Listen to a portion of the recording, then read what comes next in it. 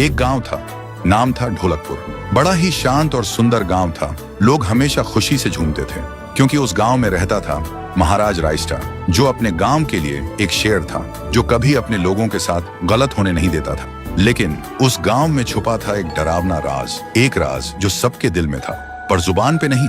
गांव के बीच एक सूखा हुआ पेड़ था जिसे लोग कहते थे श्रापित पेड़। ना कोई उसके पास जाता, ना कोई उससे आंख मिलाता। हर पूर्णिमा के अगले दिन उस पेड़ के नीचे एक लाश मिलती थी। लोग कहते रात में कोई आता है और लाश छोड़ जाता है, लेकिन कभी किसी ने कुछ देखा नहीं, और देखता भी कैसे। जो देखता वो अगले दिन पेड़ के नीचे होता था। एक दिन रायस्टार ने ठान लिया, बस अब और नहीं, इस राज का अंत मैं ही करूंगा, क्योंकि ढोलकपुर का नाम मिट्टी में मिल रहा था। फिर एक पूर्णिमा की रात रायस्टार चुपके से जाकर पेड़ के पास बैठ गया। रात के 2 बजे एक आवाज आई, Tung tung tung tung tung tung tung tung tung सहूर।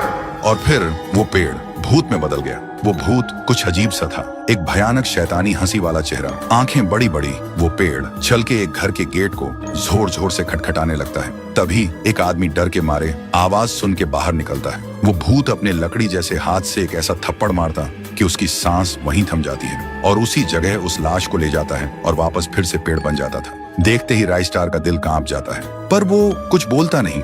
सुबह लोग भीड़ में जमा हुए और रायस्टार ने पहली बार उस पेड़ से बात करने की कोशिश की। पेड़ के अंदर से एक आवाज निकली, क्या तुम सब भूल गए मुझे? रायस्टार बोलता है, तू कौन है? पेड़ बोलता है, मैं हूँ ठुन ठुन ठुन साहुर। एक वक्त था जब मैं भी इस गांव का एक प्यारा सा बच्चा था, लेकिन 100 साल पहले मुझे इसी पेड़ से रस्सी बांधकर उल्टा लटका दिया गया, गांव वालों की आंखों के सामने, और मेरी मौत को तमाशा बना दिया गया, सिर्फ इसलिए क्योंकि मैंने एक राज देख लिया था जो लोग छुपाना चाहते थे। और उसी पल से मेरी रूह इस पेड़ से जुड़ गई।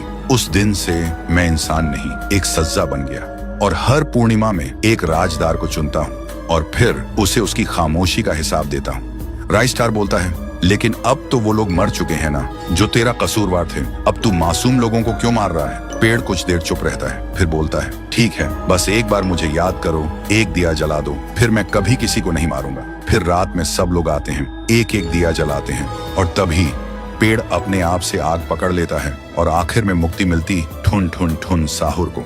उस दिन के बाद गांव में कभी कोई लाश नहीं मिली। हर पूर्णिमा में लोग एक दिया जलाकर उसकी यादों को जिंदा रखते हैं, क्योंकि अगर भूल गए तो सपने में एक आवाज सुनाई देती थी, Tung tung tung tung tung tung tung tung tung सहूर।